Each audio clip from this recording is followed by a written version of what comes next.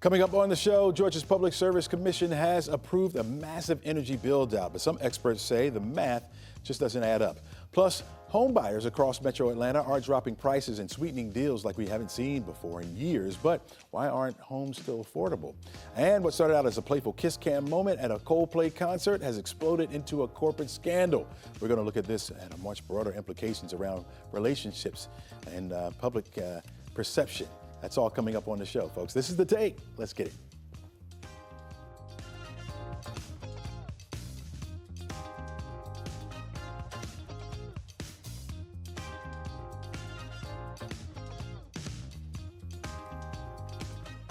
Hello and welcome. I'm Chesley McNeil, and this is The Take, where we go above and beyond the headlines and we look at the why and how stories are impacting you and your community. We invite the experts in to share their take on today's top stories, and we try to have just a little bit of fun as well. Let's start you off with this morning. New signs today that the Metro Atlanta housing market is starting to cool down. The median home sale price in the Metro Atlanta area dropped 2.5%, down around $397,000. In April, the market saw a 63% surplus for sellers over buyers. And a household now needs an annual income at least $120,000 to comfortably afford the median price of a home. All this doesn't mean it's getting any easier for many families. High mortgage rates and in the income gaps are keeping the buyer's market just out of reach for many. All right, let's talk about it a little bit more. Wayne Hyatt joins us now. He is the president of the Greater Atlanta Home Builders Association. Wayne, welcome to the show. Thank you. All right, glad you're here, man. Are you seeing a slowdown when it comes to new construction starting in our area? We haven't seen a slowdown on new starts, dramatic slowdown on new starts. What we have seen is a continued lack of supply, inventory, and really just trying to get the municipalities to shorten their process to bring more lots to the market. All right, so you're not seeing a slowdown as far as the new builds, but the inventory of what already exists. Is that what you're saying? Well, what we have is couple of factors. One, interest rates are just high sixes, and that takes a lot of folks out of the market.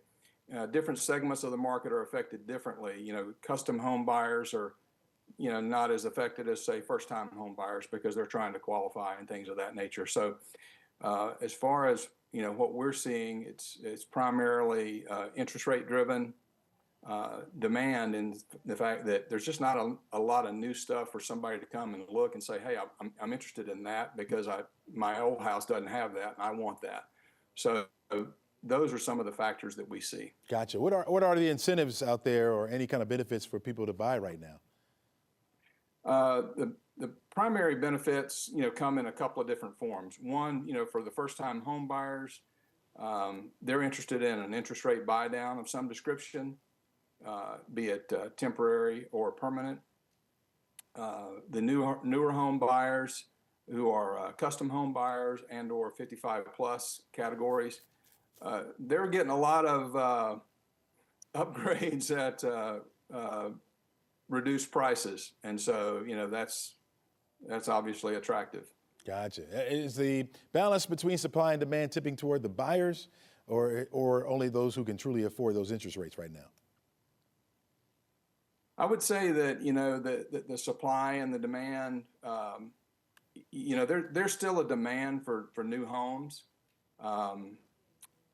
but what we don't have is we haven't had a whole lot of resale activity. The resale market is kind of subsided a little bit, and it's not as vibrant as it once was. There were times when a resale would go on the market and there'd be 10 offers, and that's just not the case. Although it is in some areas it happens, and I'm not saying it couldn't happen, but it's just not as prevalent as it was, 3 years ago. What's some of those areas that you're seeing that in? Do you know? Really, we're seeing that in some in-town people moving in town. And by in town, I'm talking about kind of the 5-county right. metro area. And then for the new construction, there's still the old saying, drive till you qualify.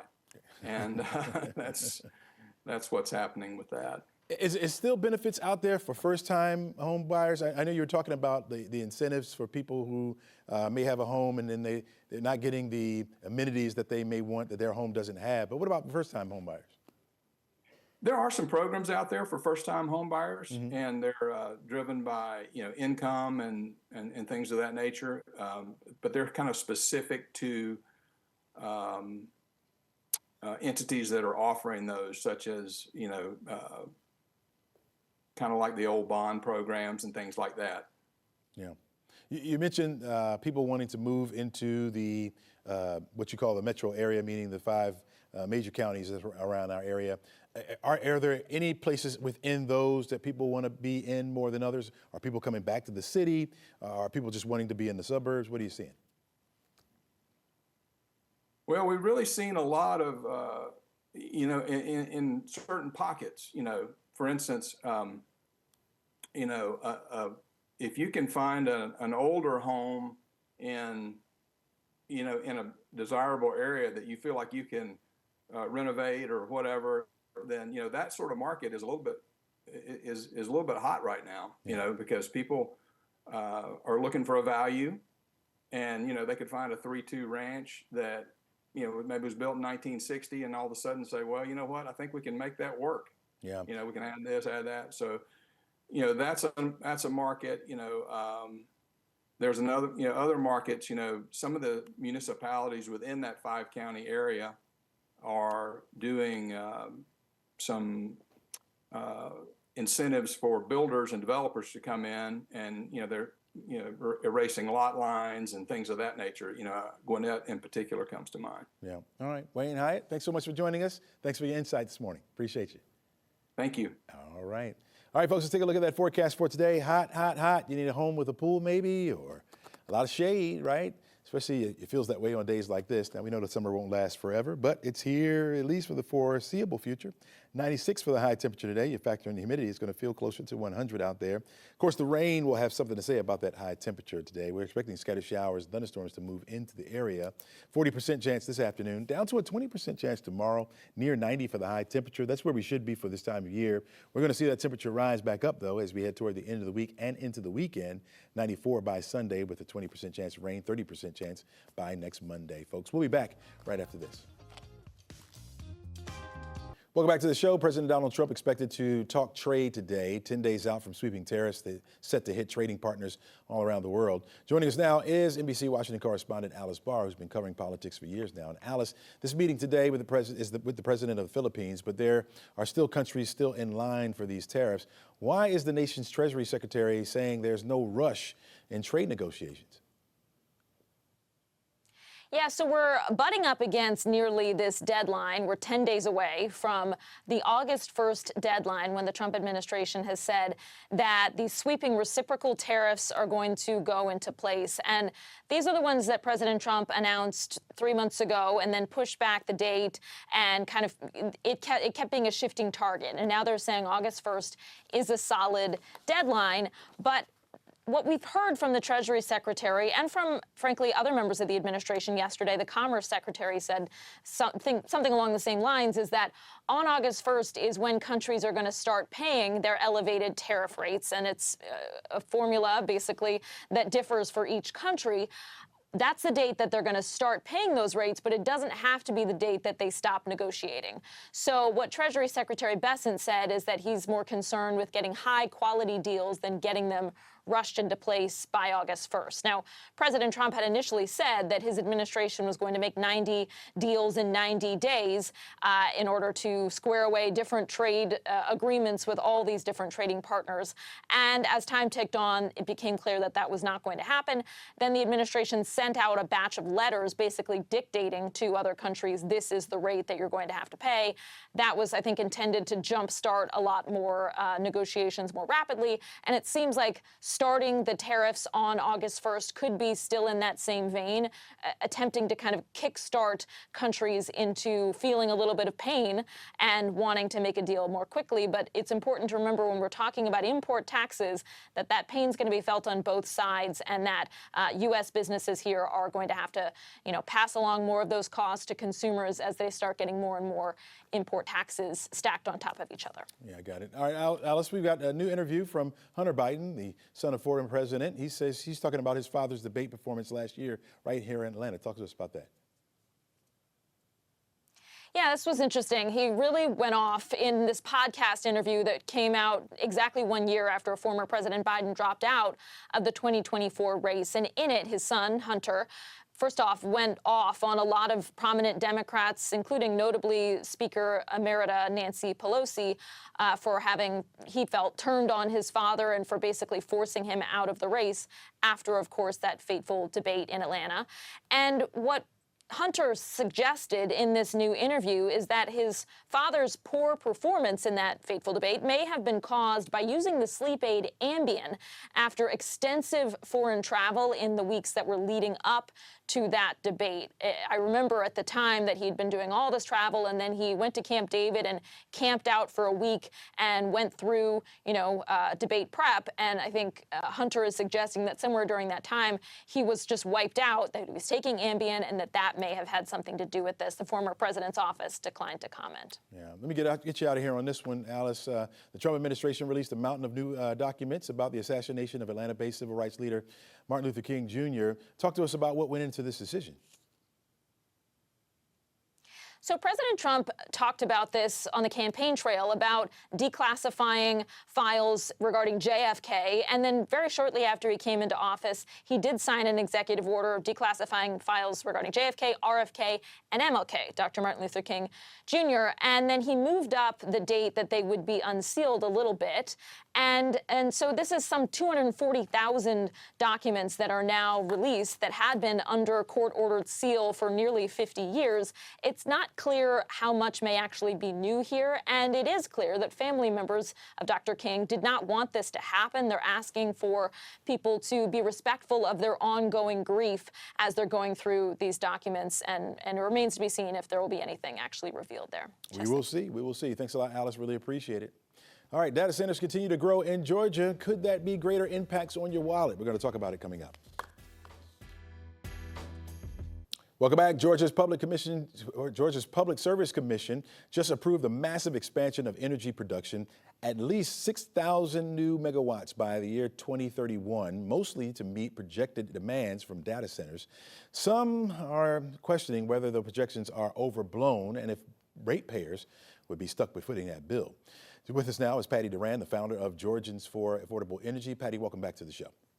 Thank you for having me. No problem at all. Let's get started with this. You think Georgia Power is exaggerating the expected energy demand from data centers, and why might you think that?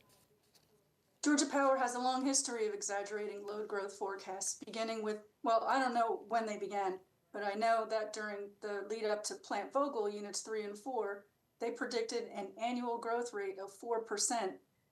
That did not occur in the entire 15 years of the project. That's how far off they were. And the commission has never held them accountable for their false load growth. And as a result, Georgia's grid is bloated. There's a professional term called gold-plated, which means it's very overbuilt. So you think their track record is not reliable at all when it comes to forecasting the needs, right? It's not only not reliable, but even in this forecast, they were challenged by not only all the interveners, which are what third parties are called, but even by the Public Service Commission staff and also data center clients. Pretty much everyone that doesn't have a financial interest in how much energy is added to the grid challenged their estimates. Your group advocates for affordable and clean energy. What alternative path would you have recommended instead of this 6,000 to 8,500 megawatt expansion?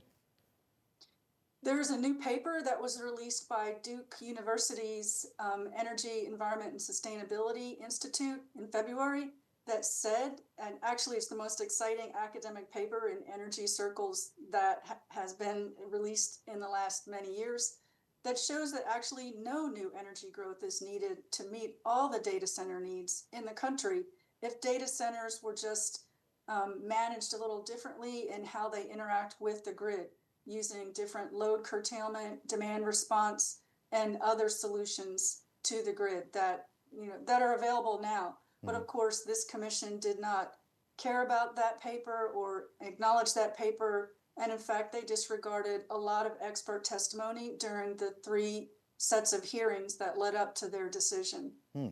Are there some other states or some other examples out there of how people are using it more efficiently that you can state? I don't know that answer, but I would say probably not just yet because data centers are new to the game. In fact, ChatGPT was just introduced about 2 years ago.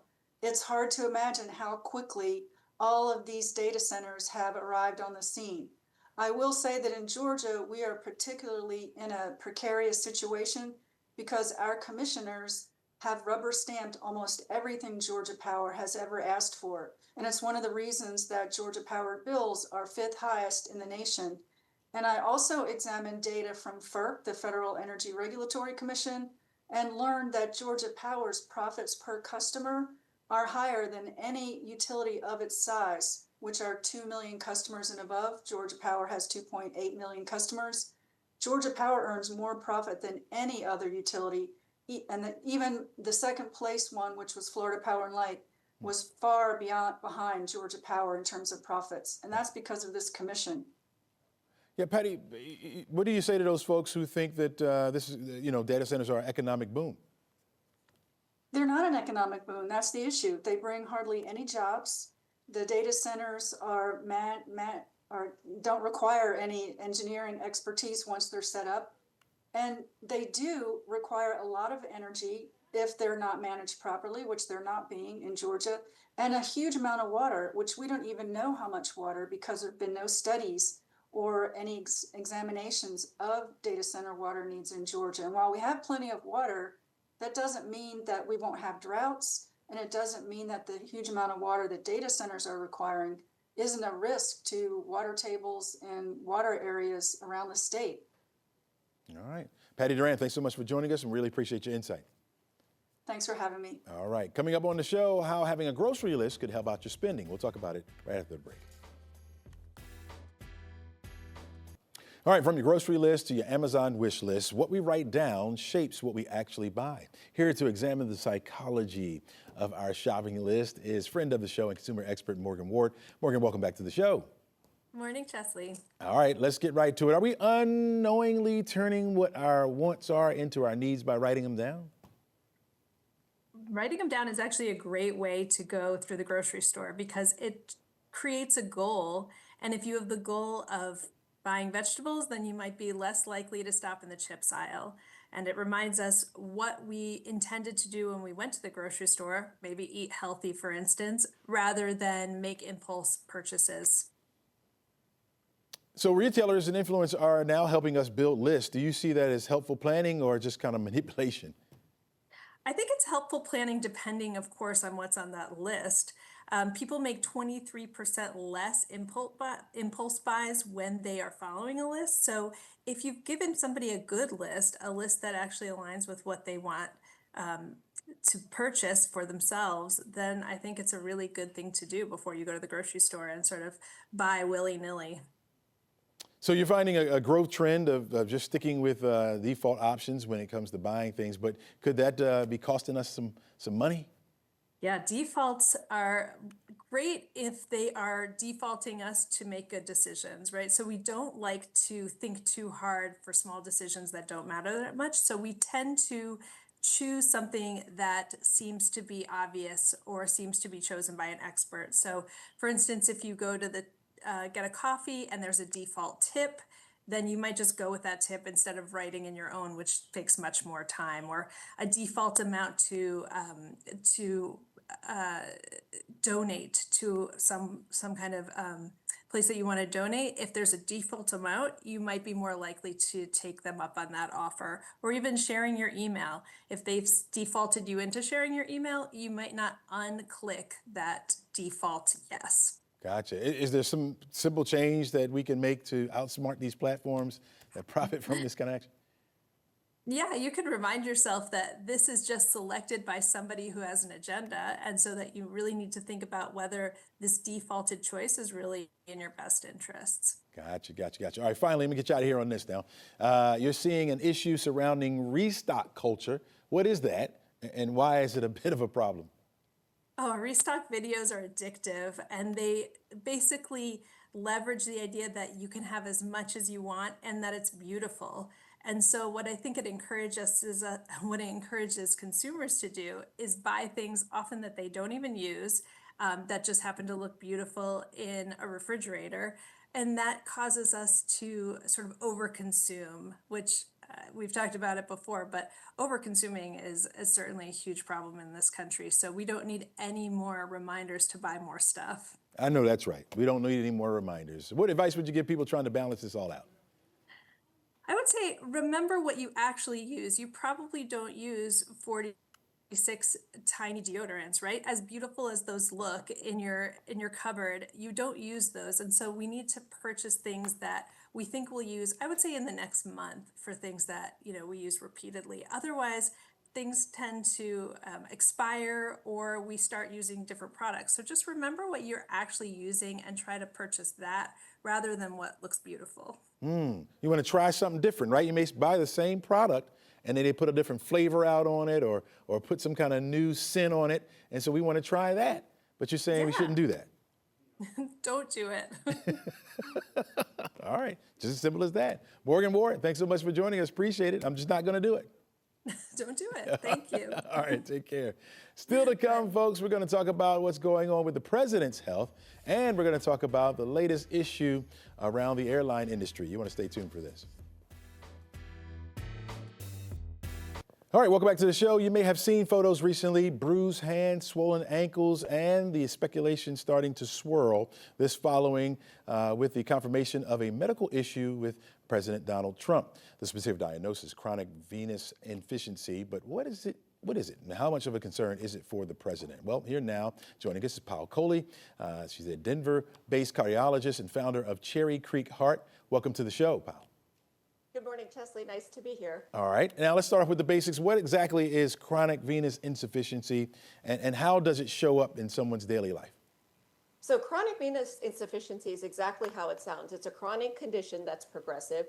It involves the veins of the legs, sometimes of the arms as well. And insufficiency means leaky valves. So if you think about our legs, they have sort of two highways: the arteries, which take blood away from the heart, and then the veins that bring blood back to the heart. And over the course of our life, due to being heavy, sedentary, what have you, the leakiness, the valves in the veins that bring blood back start to stretch out, and you start getting leakiness in the veins in the legs. So what you might notice is swelling of the legs, discoloration of the skin, aching legs, swelling when you travel, swelling that gets better when you elevate your legs at night. And for a lot of people, they can even start to get ulcers in later stage of the disease.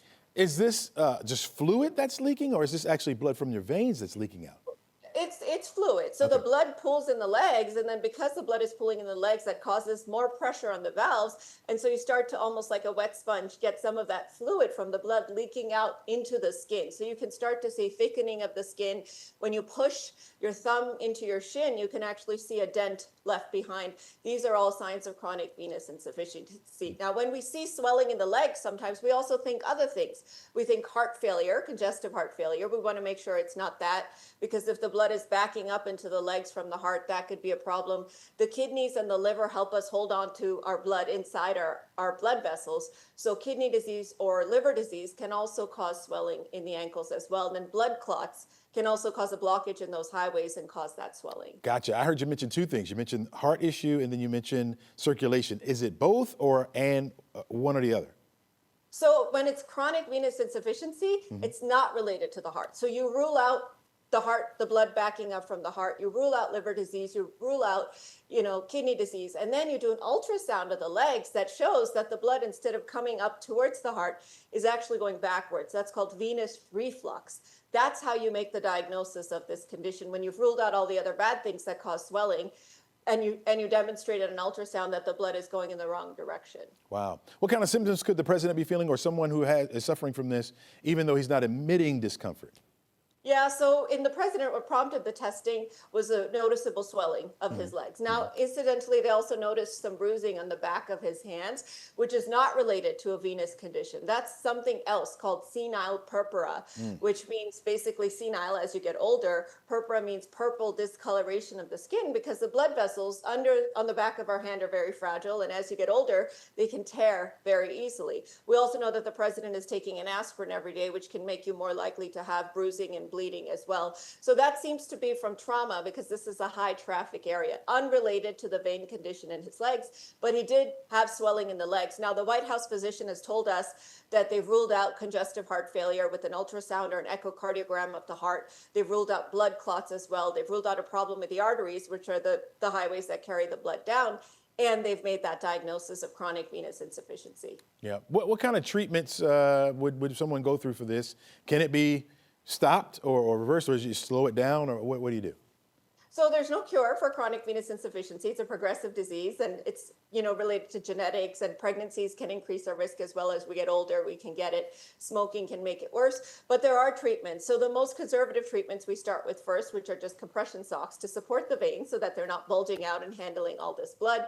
We do leg elevation, so at least twice a day you should try to elevate your legs up above your heart level. And I would suggest that all of us Americans do that because this is such a common condition as we get older. 30 to 40% of us over the age of 50 are going to get chronic venous insufficiency. So leg elevation and compression socks. When that doesn't work, they start to do procedures like vein ablations or sclerotherapy, where they actually burn the veins that are leaking to try to sort of prevent that blood from pooling in the legs. Sometimes they'll do a surgery where they actually strip the vein as well. With the president, we're not sure what exactly his treatment plan is, but certainly he has to be on his feet all day. He's got a little extra weight on him, which can increase the pressure on the legs as well. Exercise is huge in trying to help the leg pumps kind of push back that fluid.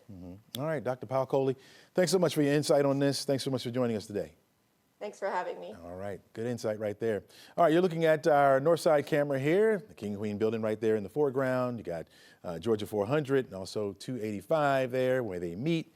Beautiful day, beautiful afternoon. Got a couple clouds overhead right now.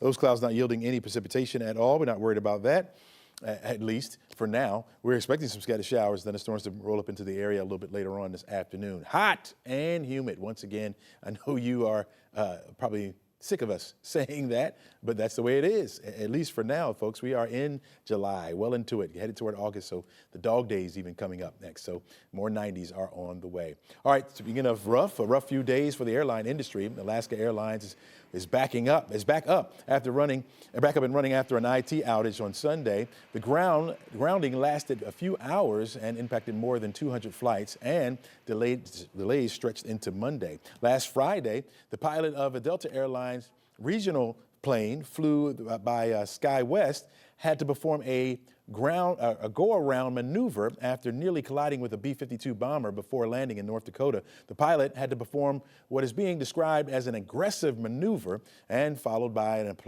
apology to his passengers. No one was hurt on that SkyWest airline, but it's now being investigated by SkyWest. The FAA is gathering more information as we speak. Also on Friday, this scary sight right here, Delta Airlines flying to Atlanta from Los Angeles. You can see that left engine right there of the Boeing 757 caught fire right there. See that engine right there? They had to turn that plane around, take it back. Yeah, carrying 226 passengers and 9 crew members on board. Made that precautionary return, landed safely in Los Angeles, but what a scary moment for a lot of people right there, especially if you're looking at the window and you're seeing that fire right there. You're thinking, hey, what is going on? Now, are these recent incidents part of a broader pattern? And what do we do as they reveal these current pressures on the nation's aviation industry? We've been talking about this for a little while now. Here to answer some questions for us is Dr. Laura Garrow. She's been on the show before. Welcome back to the show. Talk to us about this, right? We've been seeing engine fires, near misses with other planes, and some hits, some collisions. Is this a fluke in what we're seeing? We've been talking about this here lately, or is this some kind of bigger problem that we're seeing with the airline industry? Yeah, so we've had quite a few incidents, right, happen in the last couple days. So I think I'm going to answer that question as part of it seems like it's a fluke, and part of it may be more systematic into larger issues we want to look at. So I'll start with the fluke is likely the engine fire, right? That Delta experienced. Delta, I mean, again, engine fires are pretty rare, but they can happen. Most common reason might be, for instance, a little bit of you have a fuel leak going in. But engines are designed with redundancy, firewalls. So when a fire does happen, it really contains it to the engine. So again, you have the opportunity to land safely, contain the fire, et cetera. The ones that more concern me are, again, things related to the technology, right? So looking at the near miss collision with the B-52 bomber, an IT outage. That's really systematic of the fact that we've got an aging infrastructure on our air transportation side, both on the air traffic control side that would be held by FAA, as well as some of the possible airlines upgrading. And this isn't the first time we've seen this. So again, part of it's a fluke, I would say, but part of it is more longer systematic issues that we need to address. I was going to say that Newark comes to mind, of course, when we talk about infrastructure and needing to upgrade the infrastructure. I mean, is that a huge overhaul? Is that something we can't afford? Is that something that it sounds like we need to do it right away. Can we? So in the big beautiful bill, there was just 12.5 billion that was passed to help start those air traffic control upgrades.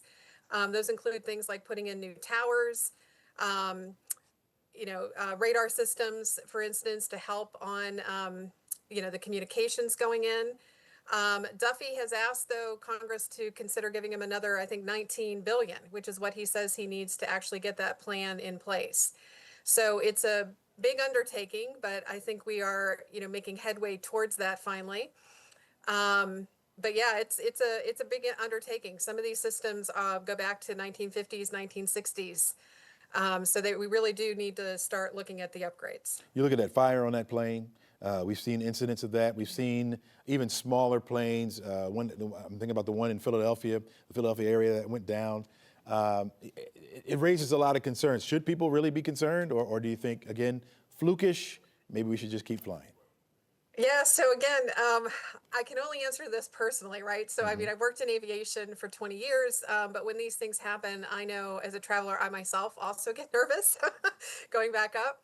And what I keep reminding myself is that air transportation, despite these, little flukes, let's say, is still the safest form of transportation. It's much safer getting into an airplane than it is getting into our car and, going down the connector. And there are multiple places that we look at designing for redundancy, like I mentioned, the fire on the plane, but also safety checks. So when these incidents happen, for instance, there's a panel that comes in that reviews what happens and, if needed, makes recommendations almost immediately for how to correct it so it doesn't happen in the future. So again, one of the things I'm hoping for is that, we've had a couple near misses, right? And, a hit out of DC with a military and commercial aircraft, right? So that, to my mind, means that we really need to review how that communication's happening between military and commercial aircraft and how to avoid potential conflicts in the airspace. So that's one I'm hoping, again, comes out as a recommendation very quickly on how we can resolve that. Dr. Garrow, thanks so much for your insight. Really appreciate it. And you're setting my mind a little bit at ease, but I'm still a little bit concerned. Thanks so much.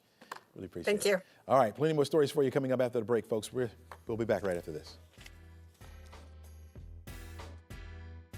I'm sure you've seen this. Yeah, it's a moment that has gone viral. It's really sweeping the nation. During a recent Coldplay concert in Boston, a couple got caught on a kiss cam, and then they quickly broke apart. The man identified as Andy Byron. He's the CEO of an IT company called Astrometer, and the woman is the company's chief people officer head, Kristen Cabot.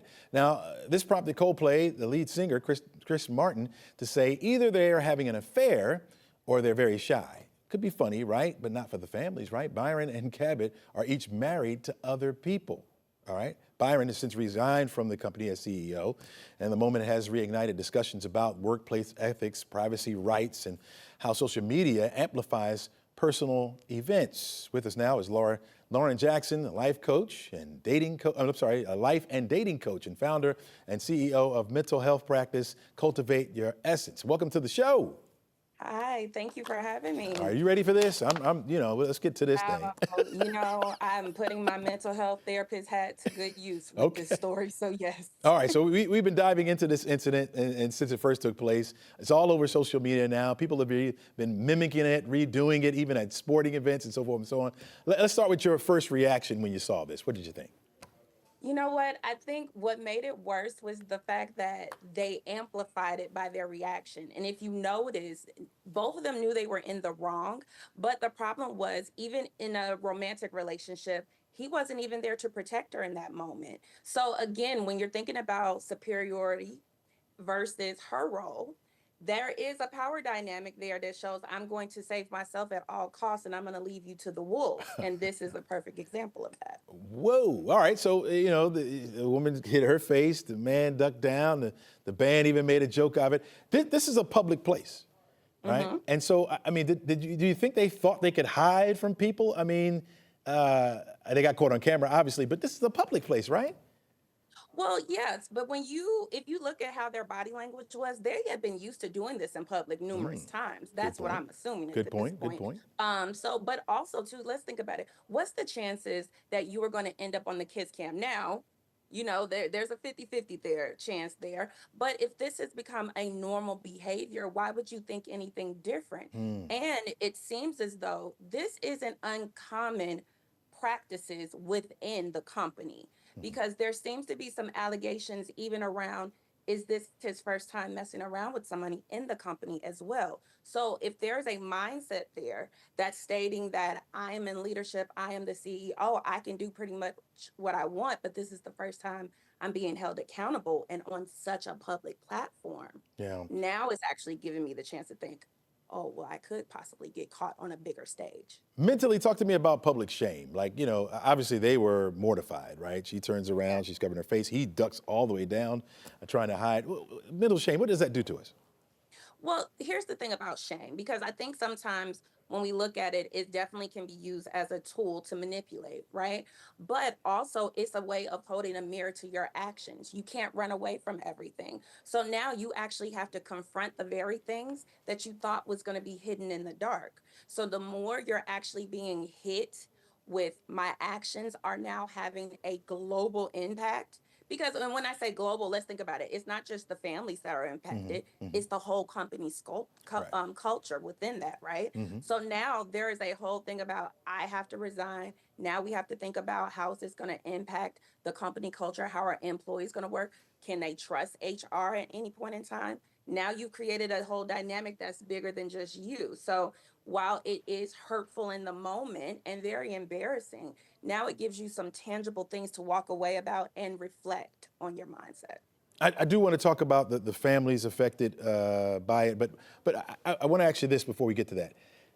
To me, they were bold with this because, I mean, if you're out in public and you're doing this, you're saying, hey, look, I don't care.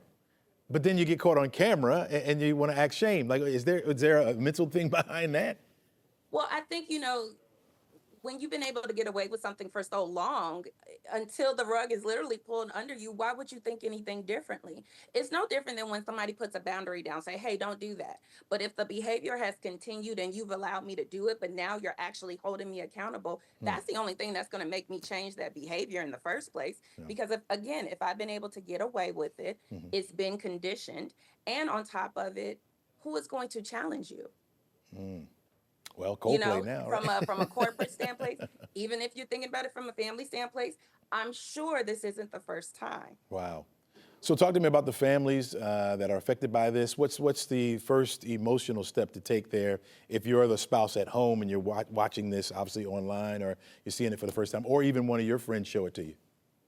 I think the first thing you just have to do is just allow yourself to be with the emotion and just process, because there's a grieving process that's going on here, right? First, there's the initial shock of, is this really happening? Then everything is setting in. Then on top of it, because social media has amplified it at that point, do what you need to do to protect your own emotional boundaries from that standpoint, right? So it may be, hey, I'm going to turn off all my notifications. I'm going to log off of social media for a little bit. I'm going to talk to my mental health therapist. I'm going to talk to my family. Or I might just need to remove myself from the home just to be able to process it. Or I may not need to talk to you or even want to see you for a while, because now I have to come to terms with emotionally, I am challenged to do something that I may not have been prepared to do in this moment. Yeah. So now I'm trying to kind of gear myself up just to, one, again, I have to stress this because a lot of times we don't think about it. Grieve. Grieve what was, grieve the relationship, grieve the embarrassment, grieve the idea of I said vows to this person. And this is how I was betrayed on a global stage. Yeah. Let's take the cheating out of it for a moment. Typically, at least me growing up, I heard you should never date where you work, right? Talk to me about those relationships, romantic relationships at the workplace. Is that just a bad thing to do, or can it work? Well, I think it can work because you got to think about it. Where do we spend majority of our time as adults? In the workplace. So it isn't going to be something that's uncommon for you to date. However, there needs to be boundaries and there needs to be an understanding of what that company culture says about dating in the workplace, right? Because again, there's a power dynamic in this particular situation. If it was just like another person with another person and they're on the same equal footing, you know, the chances of things going bad, it's still there, but at the same time, the ramifications of it may not be on such a higher level. So, you know, really check into the place of, is this worth, if everything goes wrong, can I still feel comfortable working in this setting, Wow. right? And then also too, again, let's take this into account. What are your boundaries? And I stress this a lot because a lot of times we can just find ourselves falling into different situations. But how you respond versus how you react is how you can create the boundaries around how do we want to go about this relationship, and do people in leadership need to know so that there's not a conflict there. Yeah. All right, Lauren Jackson, you know, we could go on and on and on. I can get even deeper with you, but we're out of time. So I want to thank you for being with us and thank you for your insight. Thank you. All right, take care. All right, folks, don't go anywhere. We got much more for you coming up after the break. Stay right there. Folks, it's going to be a hot one out there today. Look at today's highs. Well into the 90s, right around 96 degrees for Atlanta. You factor in the humidity, it's going to feel over 100 out there. Our heat advisories are a little bit further down to the south. You can see our southernmost counties, Butts counties. You can have Jasper, Putnam County, also Upson County, where we have the heat advisories. A heat index of over 105 could be in these spots. From noon at least until 8 o'clock tonight, we'll have those heat advisories, so take your time out there. We had a nice little string of 90-degree weather. Yesterday, it got broken because of those extra raindrops that came in a little bit early on. 90-degree days is what we average, folks. We're well on our way at 32. Slight chance for severe weather tonight. You see that dark green shade there? That is a level 1 threat, which means isolated strong to severe thunderstorms are possible. We'll hold on to the threat for the rest of the week and into the upcoming weekend, folks, for that rain to be around. Well, before we go today, you know, many people are talking about their favorite Theo Huxtable moment from The Cosby Show, from the infamous Gordon Gartrell shirt to his impersonation of James Brown performed for his grandparents' anniversary. Just about everyone is feeling the tragic loss of actor Malcolm Jamal Warner. The actor, director, and Grammy-winning musician died Sunday from what is being called an accidental drowning while vacationing with his family in Costa Rica. Many who worked with the beloved star say that this is an unimaginable loss and that he'll be greatly missed. Many who were fans of The Cosby Show, as well as some of the other shows that he worked on, are feeling the same way, including myself. You know, we watched Theo Huxtable grow up right before our eyes and shared his triumphs and his trials. He's like a member of the family. You know, be sure to share your favorite moments as we celebrate the life of Malcolm Jamal Warner. Gone too soon, folks. Have a great day and make sure you encourage someone today.